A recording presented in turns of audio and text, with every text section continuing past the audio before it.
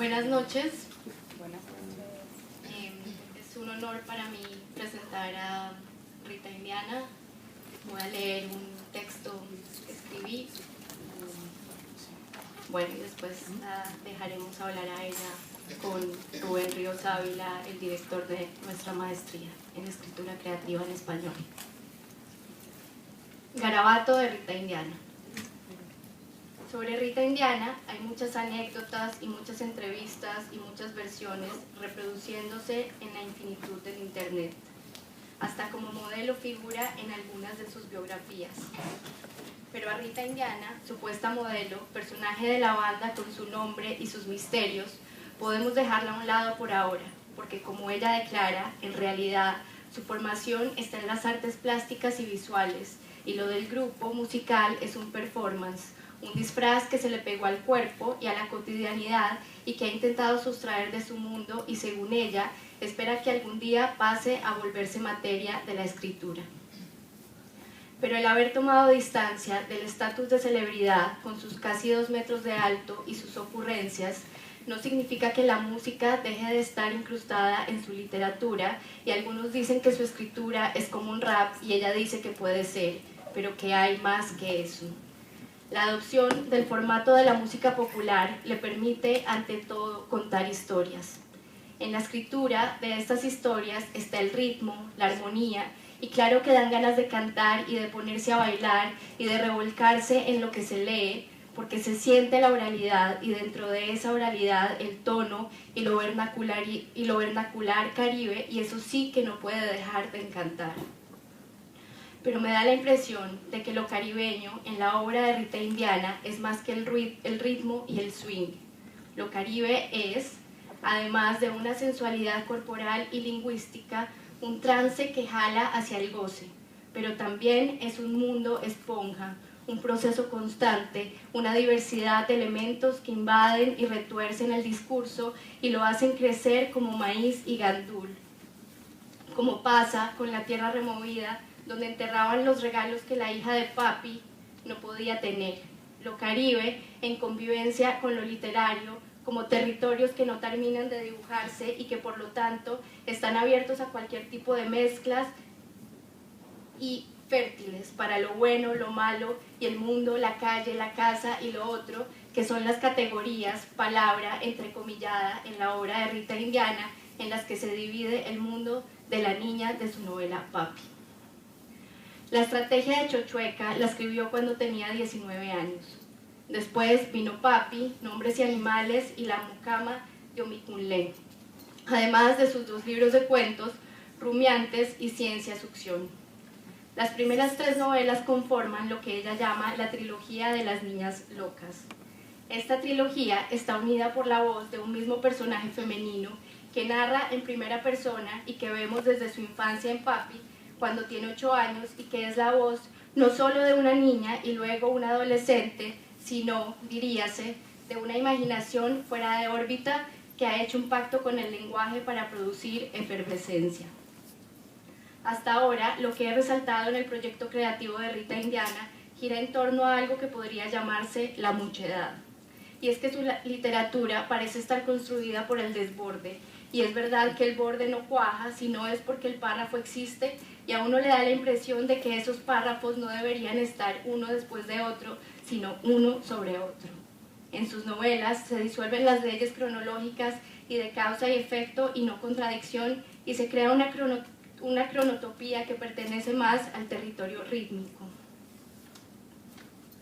A un estribillo que podría repetirse cientos de veces, y aunque el personaje haya muerto, el hecho de que en el coro siga vivo hace que el personaje reviva cuantas veces se vuelva al coro. Habría que añadir que además de la incorporación de la música popular, del lenguaje coloquial y de las estructuras plásticas del arte, está el tema de la vivienda popular informal, donde el cemento es parte de la canasta familiar, de la que incluso se habla en Papi en una oración que a mí me impactó, por la acumulación de los cuerpos del trabajo de los haitianos. Dice: por todas partes los cuerpos de los obreros haitianos empalados en las varillas erectas sobre las que cayeron desde el 14º piso de una obra. La figura de Papi en la novela crece desafiando no solo las convenciones de tiempo y el espacio y la ingeniería, sino también de las instituciones. Papi es lenguaje y como tal es ley, pero también es la imposibilidad de fijar, es lo inacabado y el derrumbe, es la fila interminable de las novias a la espera del reconocimiento de Papi como padre y marido, espera alrededor de la cual crecen hasta ciudades. Podría decirse que entre las filas del poder masculino, el colonialismo y el capitalismo, la heteronormatividad, la hegemonía de la iglesia y la familia, ante la espera del reconocimiento de las instituciones, Rita Indiana se instala en lo espontáneo, lo que crece en esa espera. La colección de marginalidades de crecimiento espontáneo e informal se ve en su obra desde la estatura de la voz de la hija del narcotraficante, que empieza a verse atraída por mujeres desde chiquita, hasta el transexual de su última novela, La Mucama de Omiquinlé, pasando por los haitianos, los inmigrantes dominicanos en Nueva York, los bucaneros, entre otros. Lo fértil de lo marginal es en la obra de Rita Indiana una apuesta. Y lo que brota de esta apuesta me hace pensar en algo que dice ella en una de sus entrevistas, que el acto de escribir y leer literatura es un mecanismo que nos permite viajar en el tiempo, como sucede con el personaje de La Mucama de Omiquinlé, para intervenir en escenas del pasado como si las hubiéramos vivido, de haber tenido en ese entonces la edad y la sensibilidad del presente. Me interesa esa idea de pensar la literatura en términos de un habitar e intervenir en el subjuntivo, todos esos si hubiera que en el lenguaje cotidiano hacen tanto daño, porque el pluscuamperfecto del subjuntivo, por ejemplo, da la impresión de que no se puede revertir. Ese es precisamente el dominio de la culpa católica. En la literatura son el reino de lo posible. Rita Indiana se refiere específicamente a la relación que establece la narradora de Nombres y Animales con el haitiano que trabaja con ella en la tienda veterinaria del tío. Al igual que el personaje de su novela, también ella, a los 14 años, trabajaba en la tienda de animales de su tío y todos los días con un haitiano, y nunca tuvo ganas de acercársele y hablar con él, porque en su adolescencia no tenía la capacidad para entender y trascender el racismo de una familia blanca del Caribe. Y haber escrito Nombres y Animales significó una suerte de terapia y redención. Ahí pudo por fin entablar esa conversación y saldar la deuda con el haitiano que la atormentaba. Por otra parte, el qué pasaría si yo fuera del subjuntivo futuro.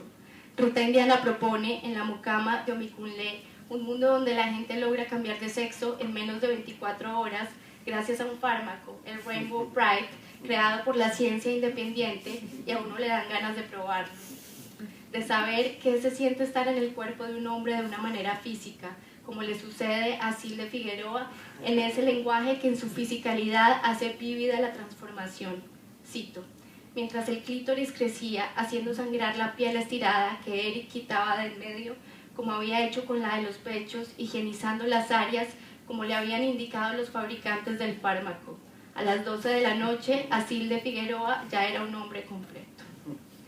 En algunas reseñas y comentarios críticos que he leído sobre la obra de Rita Indiana, se habla de su literatura como delirante y alucinatoria. Creo que es verdad que un todo puede pasar y que de hecho pasa y que causa extrañeza y maravilla, pero me parece que no se debe dejar de lado que ante todo su literatura parece apuntar no a la alucinación y la excentricidad y a la rareza deliberada, sino a una reflexión efervescente sobre el cuerpo, el Caribe, la sexualidad, la temporalidad, el lenguaje y la ficción como territorios siempre en discusión. Bienvenida, Rita.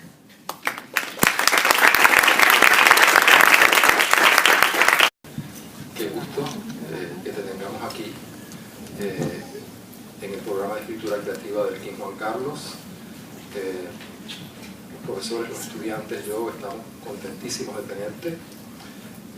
Y me gustaría esta noche que tuviéramos una conversación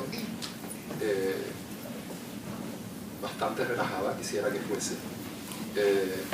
Yo la voy a empezar, después Rita nos va a leer pasajes que ella ha escogido de la Mucama de Omiquinlé, y luego entonces ustedes entran y conversamos entre todos. ¿Te parece? Me gustaría empezar por un ángulo que del que Fátima conversa en su presentación, que me gustó mucho, y es la carrera musical tuya.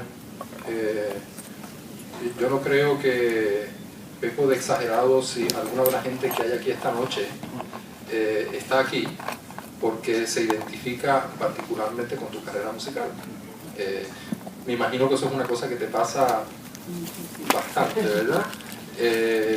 Me gustaría que nos hablaras de cómo tú bregas con el hecho de que te enfrentas a una Rita Indiana de la que tú de cierta manera has aplicado, ¿no?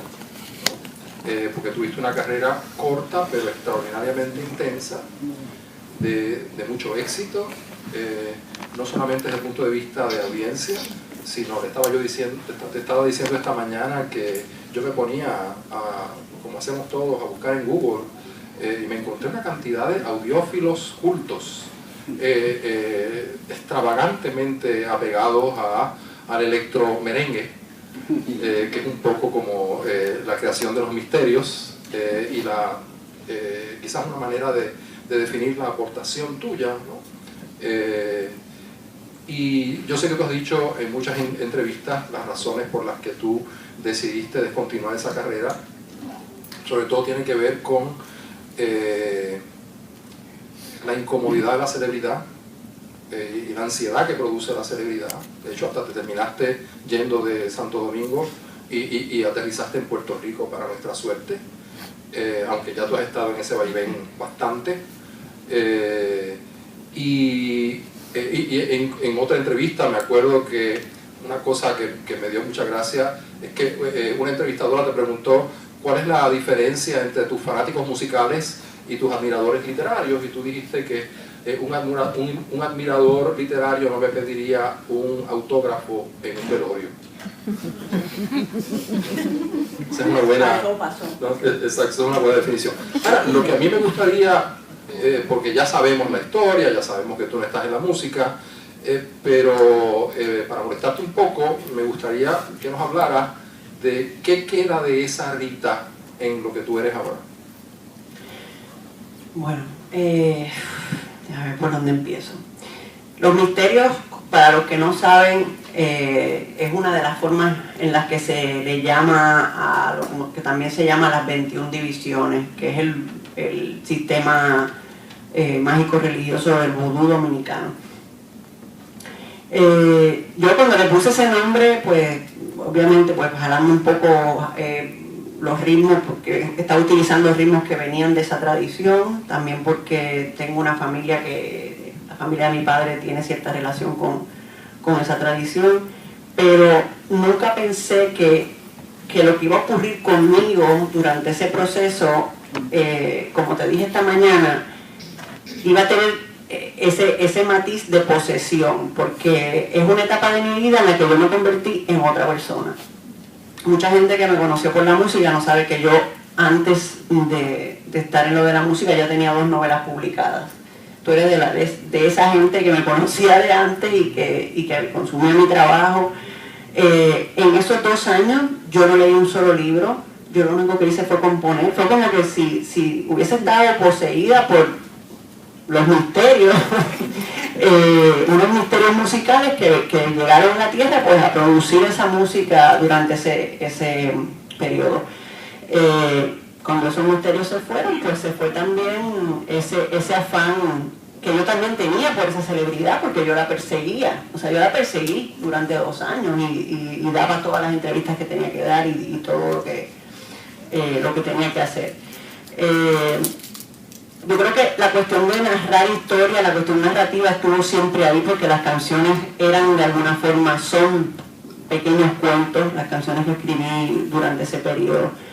Ahora, después de pasar por eso, es como tener un papá famoso, ¿no? Que soy yo misma. Es como, o sea, siempre es como, la hija de fulano. Bueno, pues yo soy la hija de mí misma en ese periodo. O sea, tú tienes tu propio papi. Exacto. Entonces como otra vez me van a hablar de esto. Pero pues fue un momento interesante y también lo hablamos esta mañana, que yo te decía que es un poco, fue un proyecto narrativo también, que eventualmente quizás se convierta en una novela. Una amiga que se llama Sara Herman, muy querida, me dice que eso fue un performance gone bad. Y bueno, yo creo que de alguna forma es lo que te decía, o sea, hay una parte de mi literatura que surge luego de ese proyecto que no iba a ser posible sin yo haber pasado por eso, por ese frenzy, ¿no? Hice catarsis, miles de catarsis durante esos 2 años. Yo creo que sí, que fue un performance gone bad, pero en el sentido de Michael Jackson, ¿no? ¿Se pueden alejar un poquito el micrófono? Okay. Sí, porque retumba raro. Retumba, gracias por decirlo. ¿Cómo se está oyendo desde atrás? Es que uno no se oye. De hecho, podemos hablar así bien bajito, ¿verdad? Sí. Uno se cree que tiene que gritar. Ese es el problema de Hillary Clinton. Uno de los muchos. Ay.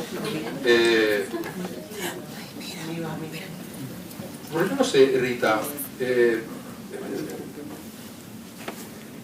Una cosa que sucede en la escritora post electromerengue es la aparición de esa tercera persona en tu obra, ¿no?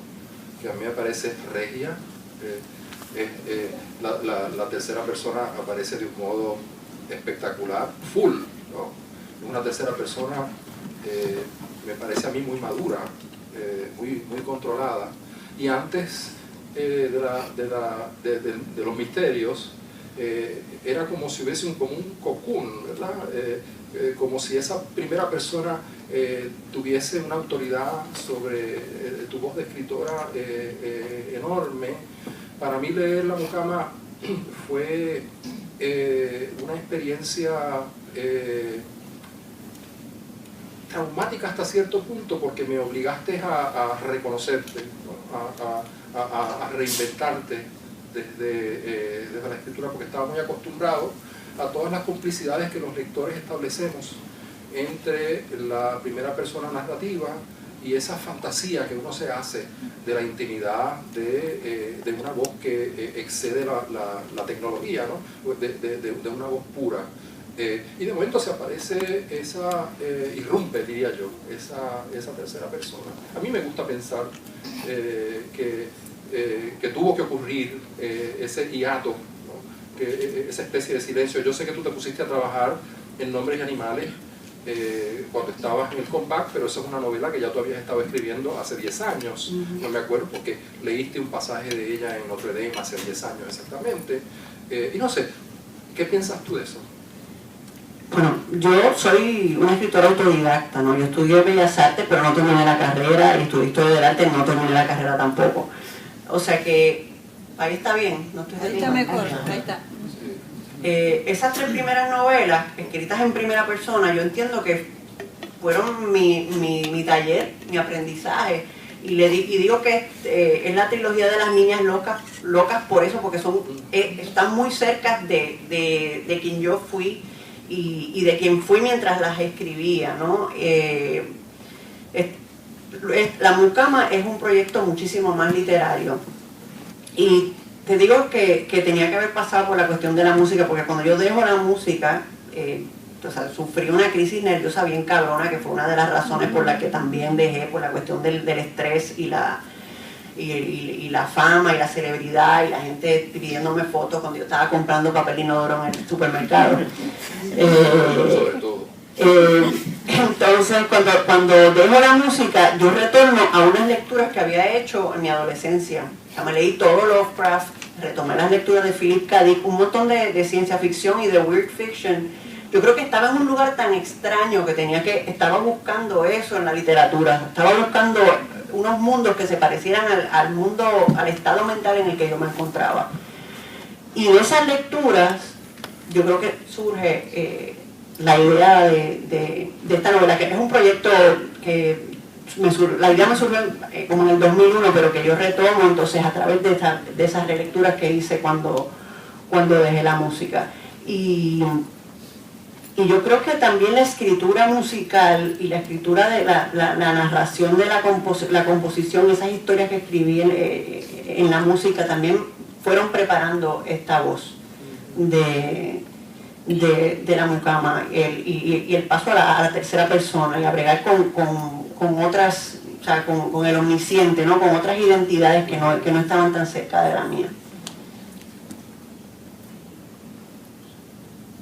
Poniéndome yo a buscar, mientras leía La Mucama, resonancias de una de mis novelas favoritas tuyas, Papi, yo creo que hay unas resonancias muy interesantes. De hecho, ese paso a la tercera persona te permite a ti mirar en el personaje de Alcide, lo que podría verse como una reencarnación de la niña narradora de Papi, ¿no? Y quizás a lo que voy es al misterio de la masculinidad más que otra cosa. Yo creo que tú eres una gran escritora de los misterios de la masculinidad, ¿no? Y no solamente eso, sino el deseo de masculinidad, el deseo de ser masculino que el mundo tiene, ¿no? El mundo como uno lo conoce. Hay todo un segmento de la homosexualidad, ¿no? Que está obsesionado con el culto a la homosexualidad. Y de hecho, la lesbiana narradora de Papi es la lesbiana más politically incorrect, ¿no? que se pueda pensar, porque es una lesbiana que quiere ser una tigra, que quiere ser un tigre, ¿no? Un caco, ¿no? Un manganzón, un bichote, como diríamos en Puerto Rico. Un macharrán. Me gusta lo de bichote porque es una combinación de big shot y de bicho, que es el órgano masculino puertorriqueño. O sea, ¿qué otra cosa, qué más big shot se puede ser que uno sea la encarnación del bicho? Así que ahí tú estás en el colmo magnificente de la masculinidad. Entonces, en esta otra novela aparece este personaje Alcide, que uno no les voy a contar porque sería una falta de consideración de mi parte, pero digamos que la ambigüedad de género es un elemento importantísimo. Pero también, ¿no te parece a ti que está ese deseo?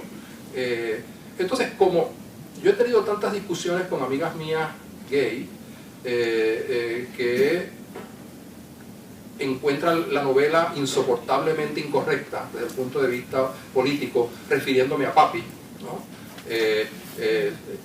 Yo me imagino que en muchos sitios hay discusiones, y ahora mismo debe estar sucediendo una sobre los usos políticos e ideológicos de Papi. Y yo quisiera que tú me hablaras un poco de eso, porque es una fascinación que yo tengo cuando yo te leo.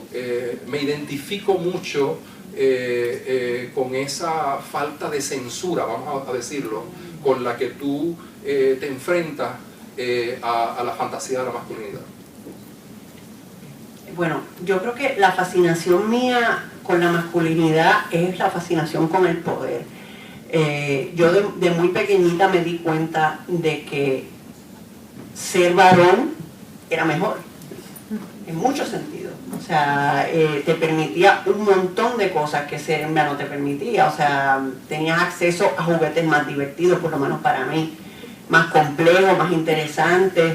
Tenías más libertad para salir a la calle, ponerte ropa más cómoda, pantalón en vez de falda, zapatitos de charol con mediecitas. No, yo quería tirarme a jugar y a joder y a encaramarme y lo hice, gracias a Dios, porque tenía una familia que bregó conmigo. Pero eso bien pequeñita, yo de 4 años, yo había entendido, o sea, tenía eso bien claro. O sea, ser varón es mejor. Es más fácil, por lo menos. Hay más libertad en ello. Y yo creo que entender eso a tan temprana edad, pues me hizo también fijarme en los códigos de ese poder, cómo ese poder se manifiesta, cuál era la estética de ese poder, cómo ese poder cuáles eran los símbolos, ¿no?, de ese poder. Y siempre, bueno, en Papi sobre todo es un poco una radiografía de esa estética, ¿no?, de lo que compone al macho, que la gente siempre piensa que la mujer es la que se arregla, la mujer es la que se adorna, la mujer es la que se... pero ser varón es una cosa bien difícil, y más en nuestros países, que el ser macho es una cosa que, o sea, usted tiene que estar, o sea, tener la pinga grande, o por lo menos fingirlo, si no la tiene, meterse una media, o sea, ser un macharranongo, tener pelo, o sea,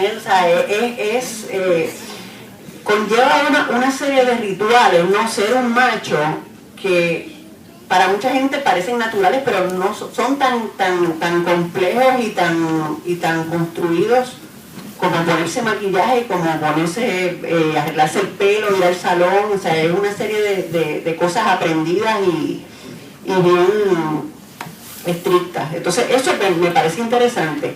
Yo te decía que yo, por ejemplo, o sea, no soy transexual, pero paso muchas veces por varón. Y eso me ayuda. O sea, yo, por ejemplo, nunca he tenido que tener miedo de que me violen en un callejón. Porque con el tamaño que tengo me pongo un hoodie y ya. O sea, ya eso es una garantía de seguridad.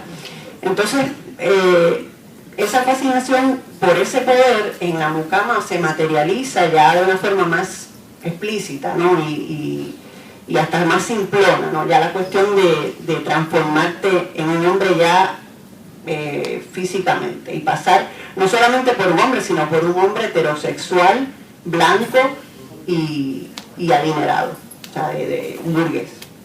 Quizás entonces de lo que estamos hablando, más que de parecer varón o no ser lo suficiente mujer, es la cosa trans, ¿no? Digamos que tú no eres transgénero de una manera, no sé cómo decirlo, vocacional, o ese no es tu show, pero forma parte de tu performance de alguna manera. Y si yo lo asociara con la escritura, ¿no piensas tú que es una ventaja?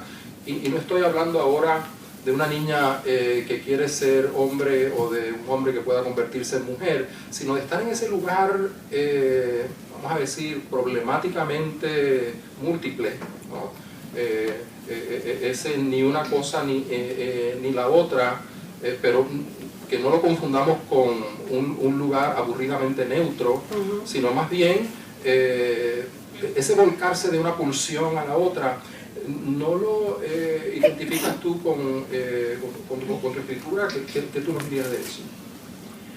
Bueno, yo creo que el placer no tiene género, ¿no?, ni el deseo. Y para mí la literatura es algo placentero, en la que, pues, es como lo que hablamos esta mañana, el narrador es transgénero, o sea, la literatura es transgénero. Uno escribe de repente un personaje de una mujer, o sea, tú escribes por una película un personaje de una mujer y tienes que pensar cómo siente esa mujer, si se va a venir, si no se va a venir, o sea, tienes que convertirte en ella en ese momento en el que la escribes. Entonces, yo creo que ahí no hay si tú ves fotos de cuando yo estaba en lo de la música, hay algunas que parezco un travesti.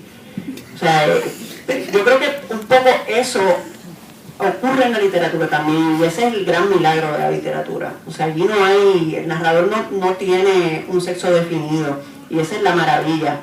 Un sexo no es una identidad, o sea, allí fluye todo. O sea, puede ser un elefante con 4 cabezas, como una mujer o como un hombre. Y hablando ahora más centradamente en la mucama, es simultáneamente una novela de ciencia ficción, pero es una novela de ciencia ficción en clave yoruba, ¿no? Así que se trata de un encuentro muy dramático entre el dominio tecnológico del futuro, porque aparte de la novela sucede en el futuro, pero todo muy anclado vamos a decir, en una espiritualidad primitiva y milenaria. ¿Qué te llevó a ti a escribir una novela de ciencia ficción tan cafre? Bueno, la religiosidad yoruba, como la conocemos, la versión afrocubana de la misma, se dice primitiva, pero es un sistema religioso súper sofisticado. Tienen 3 o 4 oráculos súper sofisticados, o sea, que bregan con matemática, o sea, un sistema además estético, yo creo que de los más bellos del planeta. A mí me atrae muchísimo esta tradición, no solamente porque tiene una mitología infinita que sigue creciendo, porque es un cuerpo mitológico que absorbe, o sea, no permanece, no es una cosa que ocurrió que se escribió, que se contó hace 2000 años, sino que es algo que en el día de hoy se están creando pataquíes yoruba, en Cuba, en Puerto Rico, en Venezuela. A mí me parece, es una religión politeísta que bendice a los homosexuales, o sea, la sexualidad en todas sus formas es parte de la religión y está bendita por esa religión. Yo desde pequeña tengo un interés muy grande por la mitología, o sea, de pequeña leía mucha mitología griega y escandinava, y para este libro en específico, pues para mí es una tecnología, o sea, la religión yoruba y muchas tradiciones religiosas africanas son tecnologías de la palabra, son tecnologías de la combinación de elementos, son tecnologías de la imaginación. O sea, esa gente, muchas de estas tradiciones son cosas que para desarrollarse tardaron miles y miles y miles y miles de años, de una gente tirando una piedrita y viendo a ver qué le daba. 2000 años tirando una piedrita hasta que descubriste que cuando cae esa piedrita sí pasa esto. O sea que es una cosa maravillosa, ¿no? Entonces es un poco, no están tan contrapuestos, van de la mano. Y por eso cuando ella toma la Rainbow Bride es cuando es iniciada en la religión. Un poco poniendo esas dos cosas al mismo nivel.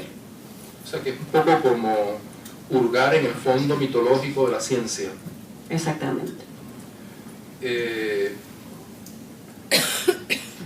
El futuro de esta novela es muy parecido al de Blade Runner. Es un futuro sucio, desagradable, destartalado. De hecho, es el horror.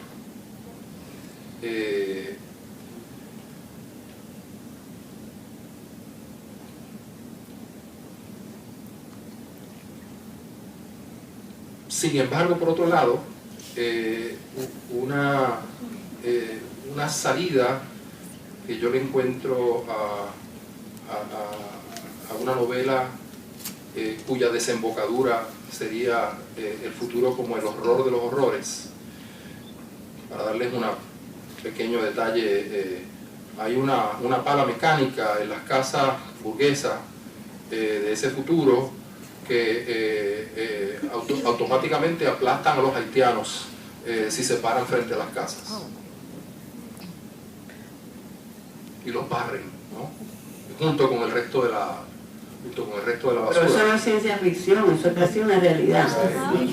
Eso está ya, ¿no? Lo que no se ha inventado es la máquina, pero viene. No es tan sofisticada, pero sí, quizás no es tan sofisticada, pero viene. Entonces, pero frente a eso, que es una cosa pues, que saca de quicio, ¿no? A uno cuando lo lee. Por el otro lado está este misterio del viaje por el tiempo, que es un misterio donde uno no sabe dónde termina la ciencia y dónde empieza la creencia, ¿no? Que yo encuentro que es como un goce, o por lo menos yo lo siento. ¿Qué piensas tú? Bueno, para que no ha leído la novela, les cuento que lo que Asilde, que es la transexual, pues que ya como hombre gracias a un rito mágico religioso en el que se le coloca una anémona en la cabeza, tiene la facultad de clonarse en otro tiempo. O sea, ya no viaja en el tiempo, sino que tiene como unos avatares en otros tiempos. Entonces tiene un avatar, no les voy a contar todo, pero tiene un avatar ella vive en el 2024 y tiene un avatar en el 2001, en Sosúa. Esto por supuesto es un poco un comentario sobre la escritura, la literatura. O sea, yo estoy prácticamente todo el tiempo que estoy viva, porque todo el tiempo que estoy viva estoy escribiendo en mi cabeza, estoy viviendo eso. O sea, eso es una realidad, no es una fantasía, lo que como yo vivo la vida. Y de repente puedo estar escribiendo más de una historia, o sea que estoy aquí hablando contigo y se me está ocurriendo algo y estoy pensando que estoy en la Roma de los emperadores, o sea, ahora mismo hablando contigo. Entonces esa multiplicidad, ¿no?, de identidades y de vivencias que ocurre cuando uno es un creador, no solamente escritor, sino que creo que se da en todas las artes, y creo que es una facultad que tenemos todos los humanos, de estar en varios lugares al mismo tiempo, por lo menos mentalmente.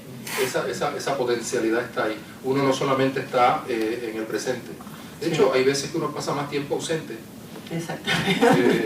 que presente. A veces no por las mejores razones. Sí, pero yo creo que tú le sacas mucho partido a esa posibilidad. Una de las cuales es que si uno está en más de un tiempo, hay una especie de compromiso ético de que en algún momento ese mundo mucho más jodido con el que el futuro se enfrentará es el producto de lo que nosotros estamos haciendo ahora. Y un poco la conciencia cívica es eso, o sea, tú pensar que poder proyectarte también hacia el futuro, cuando tú manejas más o menos lo que está pasando, y creo que nuestra generación, o sea, lo que nos ha tocado vivir, tenemos un manejo de la realidad más amplio que el que tenían nuestros padres o nuestros abuelos. Tenemos una facultad para proyectarnos también hacia el futuro de lo que va a pasar con el planeta, de lo que va a pasar con la gente más desarrollada que lo que podían tener nuestros abuelos. Entonces eso también es un poco la capacidad de profetizar. Yo creo que tenemos que desarrollarla y nos va a ir mejor como raza.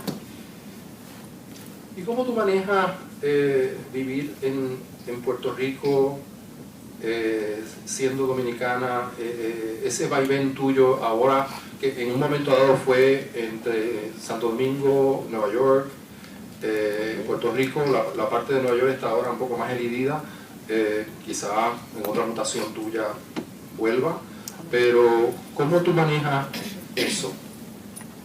Puerto Rico, de verdad mi segundo hogar, lo amo, hay una comunidad dominicana fuertísima allí, se nos trata mejor que nosotros tratamos a los haitianos, definitivamente. Yo soy una privilegiada porque llegué como artista allí ya con unas estructuras, ¿no?, de privilegio que mucha gente no tiene. Pero hay toda una generación de domigoris, como yo les digo, dominicanos que son hijos de dominicana con boricua, y son gente que está súper integrada, que se consideran puertorriqueños, pero que viajan todos los años a Santo Domingo, que están en contacto con esas dos culturas.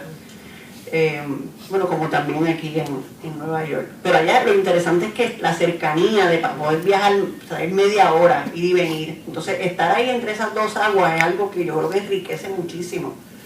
Y que, o sea, culturalmente y espiritualmente, al que puede vivir con dos culturas así tan cercanas, tan distintas también, porque no somos idénticos.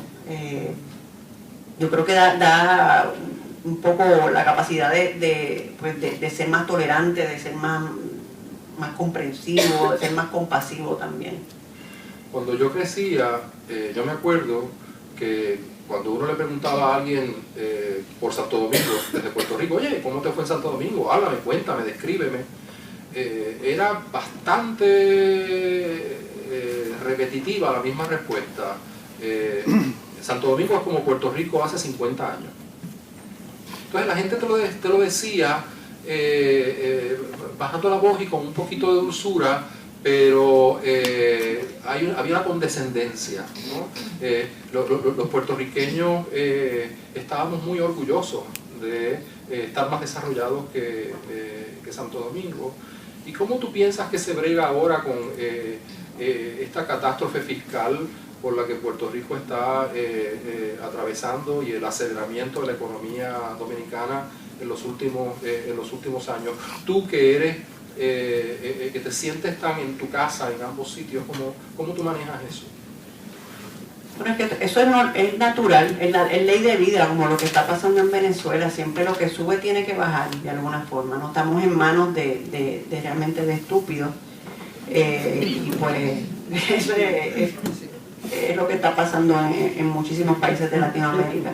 En Puerto Rico yo creo que es saludable. Esta crisis ha sido, yo creo que entiendo que es saludable. No es una crisis tampoco de que la gente se está muriendo de hambre.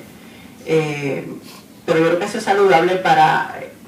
se está yendo muchísima gente, pero la gente que se está quedando, o sea, hay un auge de negocios locales, hay un auge de una iniciativa que no estaba ahí hace 10 años, por lo menos el tiempo que yo tengo viviendo y visitando Puerto Rico. Santo Domingo, pues sí, hay un desarrollo económico terrible, pero hay unos niveles de desigualdad terribles también, peores que nunca. Y pues es una ciudad, mi ciudad, una ciudad que ha explotado, que es un infierno, es un horno de caos y de corrupción a todos los niveles, desde el policía que está en la esquina hasta el que están por allá arribota. Entonces, el desarrollo hay que ver cómo se mide, ¿no? Y desarrollo económico sobre todo. Nada, yo creo que es un buen momento para que Rita nos lea algo de su texto, así que os dejo con ella. Bueno, voy a leer un fragmento de la mucama. Voy a poner esto aquí.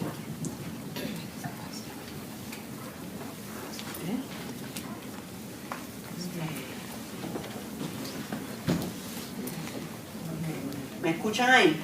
Sí. Este es el segundo capítulo. Voy a leer un fragmento del segundo capítulo que se titula Psychic Goya. El aire acondicionado hasta el tope, como en todas las oficinas de la ciudad, convertía los manubrios de las puertas, los escritorios y la tapa del inodoro en superficies heladas, que Argenis evitaba como podía. ¿Pero por qué que suben el aire así? ¿Es tu yerno lo que quieren?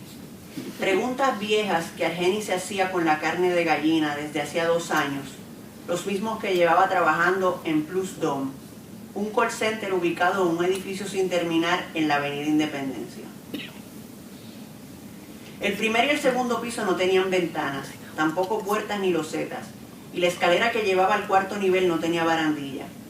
Los empleados subían con mucha cautela, pegados a la pared, cuando regresaban del colmado con las manos llenas de Doritos y Coca-Cola. Argenis trabajaba allí junto a otros 20 dominicanos con un inglés de mediocre para arriba. Fingía poderes psíquicos en una línea telefónica que recibía llamadas de todo Estados Unidos. Se levantó del inodoro y se subió el pantalón. De un bolsillo sacó una bolsita de coca. Estaba dura y tuvo que machacarla un poco con la punta de una llave para pulverizarla. Con la misma llave como cuchara se metió un pase en cada hoyo. Se miró en el espejito del pequeño botiquín, se limpió la nariz con el dedo y lo chupó luego para no desperdiciar nada. Solo entonces bajaba el inodoro, nunca antes, para evitar que alguien al otro lado de la puerta pudiera calcular el tiempo que se había quedado allí después de bajar la cadena y empezar a hacerse preguntas. Esas son paranoias de periquero, hubiera dicho Mirta, su ex esposa. Ojalá te mueras, dijo él entre dientes mientras abría la puerta. El espacio estaba dividido en cubículos de fibra gris. En cada cubículo había un escritorio, un monitor y un teclado. Y las cosas estúpidas que la gente pone para hacer los espacios más acogedores. Diala, la flaca con acné que le había hecho una paja una vez en la escalera, tenía el suyo lleno de fotos de R.E.M., Morrissey y Londres.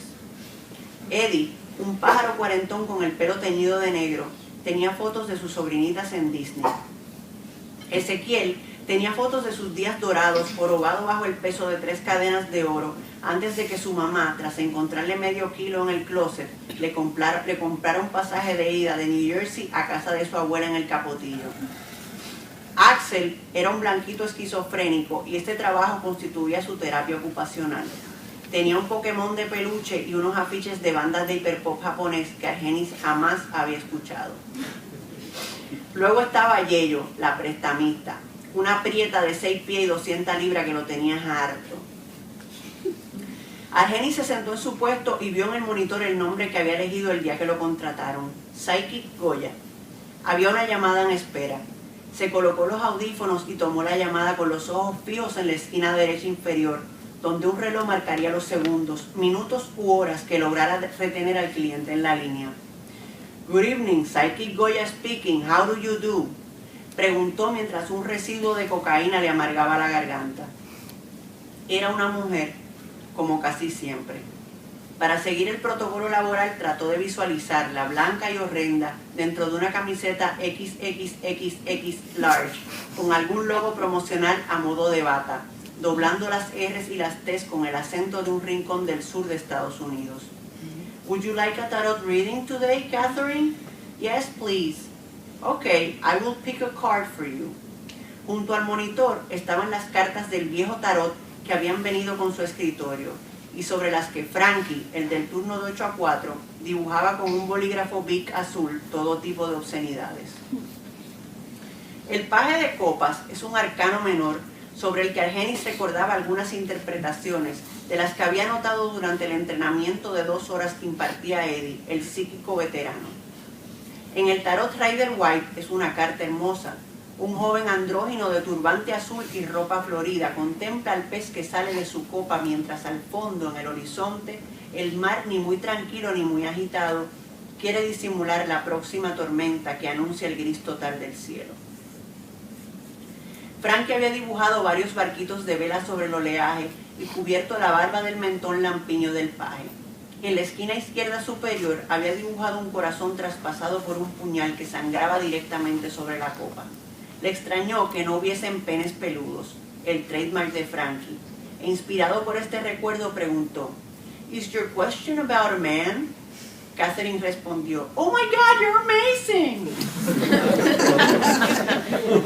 Catherine tenía la voz de una mujer abatida por lomas de trastes sucios y un esposo empleado en la industria de la construcción que mostraba su afecto reprimiendo las ganas de escupir en la alfombra de la casa. Así que se lanzó de cabeza. ¿Is this man not your husband? Catherine lanzó un grito. ¡Oh my God, this is freaky! Psychic Goya sees all and wants to help you, Catherine. Is your husband home? No. Argenis habló entonces durante 10 minutos seguidos sobre la carta con la elocuencia que su entrenamiento como artista plástico le permitía, hilvanando las lecturas más típicas de la carta con cualquier basura que le pasara por la mente. This young man, is he an artistic fellow? Yes, he likes Metallica and Marilyn Manson. Ya entrados en esta etapa, Argenis la sometió a un cuestionario sobre la persona de la carta, en el que Catherine reveló todo sobre sí misma, sus gustos, su coeficiente intelectual, su casa, su familia, su presupuesto, un ejercicio que quemaba como paja el tiempo en el relojito. Argenis llegó a Plusdom por Yeyo, la prestamista, que le consiguió trabajo cuando Argenis le informó que no podía pagarle los 10,000 pesos que le había cogido prestados para divorciarse de Mirta. Desde entonces, Yeyo controlaba su vida. Había logrado que Mike, el supervisor gringo, le descontara a Argenis la mitad de su sueldo para añadir esa cantidad al cheque de ella y saldar así la cuenta. Pero esto es ilegal, se quejó Argenis la primera vez, pero luego se dio por vencido puesto que adivinó que Mike también le debía dinero a Yeyo, porque todo el mundo debía a Yeyo algo, dinero o favores, y ella sabía cobrarlo con intereses. La deuda estuvo saldada en 7 meses, tras los cuales Argenis no tardó en pedirle prestado de nuevo para comprarle Perico Ezequiel, quien había logrado insertarse en su área laboral habitual tras aterrizar en Santo Domingo. Argenis empezó comprando medio gramo los miércoles, porque el jueves era su día libre, y luego, con la excusa del horario nocturno y el divorcio, justificó el gramo diario que le haría retrasarse en pagar la luz eléctrica, la única cuenta con que su mamá le había pedido que la ayudase cuando se mudó con ella. Yayo era prima de un compañero de la Escuela de Bellas Artes, de la que Argenis se había graduado en el 97. En aquel entonces, la negra le había resuelto algunos pequeños contratiempos financieros. Nada que no pudiese pagarle casi inmediatamente, pues su papá, que trabajaba con el partido del gobierno, le pasaba una mesada con la que él alquilaba un estudio frente al Parque Colón, donde pasaba por la piedra a extranjeras desubicadas que llegaban a la zona colonial al ritmo de Brugal, Yerba Haitiana y Guns N' Roses. Allí, Argenis soñaba despierto con su futuro como artista plástico. Su talento era incuestionable. Había ganado decenas de concursos de dibujo y pintura durante su infancia y los maestros de los 70 lo invitaban a su mesa en la cafetería. En Bellas Artes, una escuela pública con menos recursos que una barbería de pueblo, los maestros, para quienes después de Picasso no se había hecho arte, veían en las pinturas de excelente técnica y temas católicos de Argenis un motivo de orgullo y le vaticinaban éxitos a granel. Cuando terminó en Bellas Artes y logró que su papá lo enviara a la Escuela de Diseños de Altos de Chabón, la historia fue otra. Allí su dominio de la perspectiva y la proporción no valían ni medio peso. Sus compañeros eran niños ricos con Macs y cámaras digitales que hablaban de fluxus, videoarte, videoacción, arte contemporáneo. Usaban mochilas de Hello Kitty, hablaban en inglés y francés y no se sabía si eran maricones o no. La primera semana hubo una sesión de diapositivas para mostrar los portafolios de los estudiantes nuevos. Viendo los collages, fotos y dibujitos de sus compañeros, se inflaba de desprecio por estos ignorantes a quienes tanto iba a enseñar. Quedarían deslumbrados con las vírgenes renacentistas y los arcángeles, para los que Argenis había hecho posar desnudas a turistas alemanas, suecas y españolas de la clase obrera en su taller de la zona colonial. Al día siguiente, durante la primera clase de Historia del Arte, la profesora Herman había decidido empezar por lo que se había producido durante los últimos 10 años, la década de los 90. Marina Abramovic, Jeff Koons, Takashi Murakami, Santiago Sierra, Damien Hirst, Pipilotti Rist. La profesora Herman lo explicaba todo muy bien, incluyendo los precios de las piezas y las referencias de cada artista. Argenis le bajó el azúcar. Tuvo que excusarse y caminó con la vista borrosa hasta el minimarket. ¿Dónde diablos había estado? Se sintió pobre, ignorante y sobre todo confundido. Las obras que había visto, aunque a veces ni siquiera estaban hechas por el autor, sino por una fábrica de juguetes en China, se ajustaban en forma y vitalidad a la época a la que pertenecían, como las de Velázquez o Goya a la suya. Recordó el cafetín asqueroso en el que tertuliaba enajenado con pintores de dientes negros que habían compartido con él los secretos de Leonardo, Rembrandt y Durero. Tremenda mierda. Altos de Chabón es una réplica de una villa mediterránea del siglo XVI. La construyó un millonario cuando su proyecto de carretera se topó con una montaña de piedra en el camino. Charles Bluhdorn, presidente de la Gulf and Western, y su amigo Roberto Coppa, escenógrafo de la Paramount, llevaron a cabo la idea con las mismas piedras que para otro hombre hubieran sido un obstáculo. Terminado el pueblo, surgió la idea de una escuela de arte y diseño, la única opción en la isla aparte de la petiseca Escuela de Bellas Artes. Al mes de estar allí, Argenis no había hecho ni un solo amigo y veía con envidia las fiestas que en la residencia estudiantil hacían los chamaquitos egresados del Liceo Francés y el Carol Morgan. Fiestas que terminaban en la piscina o en las playas de Valladolid, a las que llegaban en sus Alfa Romeos del año. Por la puerta de su estudio abierta, por si alguien quería invitarlo, fingía leer una copia de The Shock of the New que había sacado de la biblioteca. Cuando se daba por vencido, caminaba sin rumbo por las estructuras de aspecto antiguo, pero vacías de historia del falso pueblo medieval. Una de esas noches se vació completo una botella de Brugal añejo y estuvo dando tumbos alrededor de la escuela hasta que, sin saber cómo, terminó en un bosquecillo de bugambilias. Espinas de medio palmo le herían la cara y los brazos. La luna llena se colaba entre las sombras histéricas de la enredadera, como también se colaban las voces de un grupito de estudiantes que lo veía desde fuera conteniendo la risa. Al no encontrar la salida, terminó por tirarse al suelo, lloriqueando en un charco de vómito hasta quedarse dormido. Del fondo de aquel mareo asqueroso surgió la voz de una mujer. Lo llamaba, Goya, Goya, y él pensaba, mis oraciones han sido escuchadas, he despertado de esta pesadilla y soy Goya. Abrió los ojos y vio a la profesora Herman, vestida con su chaqueta Nike rosa para su yogueo al amanecer, arrodillada junto a él mientras el primer sol veteaba de naranja la cara mitad mora, mitad inca de la mujer que había cruzado la maraña de pullas para ayudarlo. Goya, levántese, se incorporó. Se vio los ramalazos coagulados en los brazos y olió el vómito reseco. Sintió vergüenza y aún más vergüenza cuando se enteró de que así le decían todos en la escuela, Goya, porque habían interpretado sus complejos como comemierdería.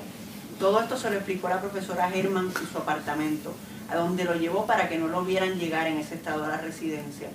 Le prestó su ducha, unos shorts y un t-shirt y le curó las heridas con agua oxigenada y mercurocromo.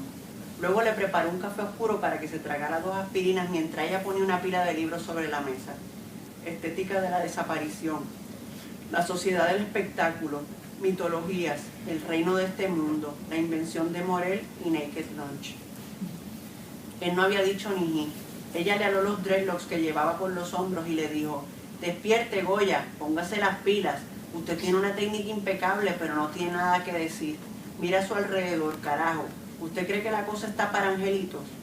La profesora Herman logró que lo exoneraran de las clases de dibujo anatómico que Argenis no necesitaba para que consumiera durante esas horas lo que ella le iba pasando. Libros y películas más que nada.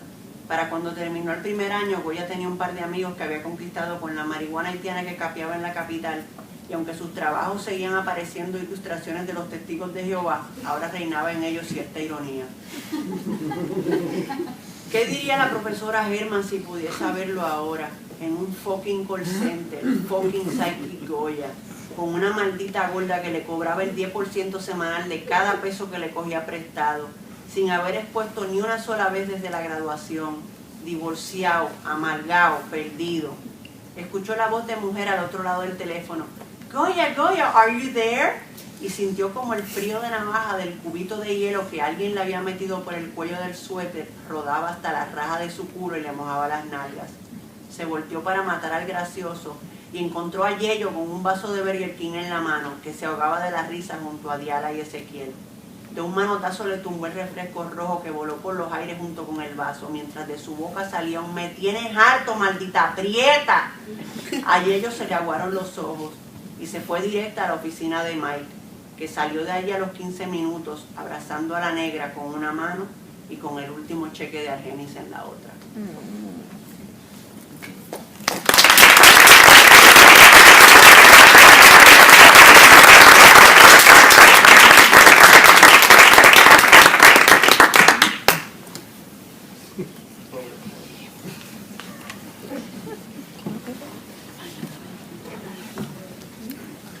Fátima va a coordinarnos la conversación entre todos.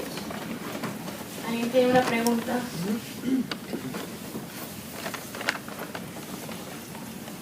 Buenas noches. Yo tengo una pregunta sobre, porque me gusta que en tu trabajo como escritora y artista dominicana, tú eres bien intencional, o en inglés intentional, sobre escribir de las experiencias de la negritud, especialmente cuando en el mainstream dominicano, tú vas a República Dominicana y la gente, ay, no vamos a hablar de eso, del racismo, no, que no vamos a hablar de eso, que no vamos a hablar de eso, o tampoco quieren hablar sobre género o la fluidez de género, no quieren hablar de nada. So, cuando yo leo tu trabajo, me encanta que tú hablas de esas cosas, o sea, que está en el texto. Y me gustaría pues preguntarte cuál fue tu intención en decir, sabes que yo voy a escribir sobre estas cosas y va a estar en el texto porque es parte es parte de la realidad. Y también si eso también, cómo se recibe en la audiencia puertorriqueña.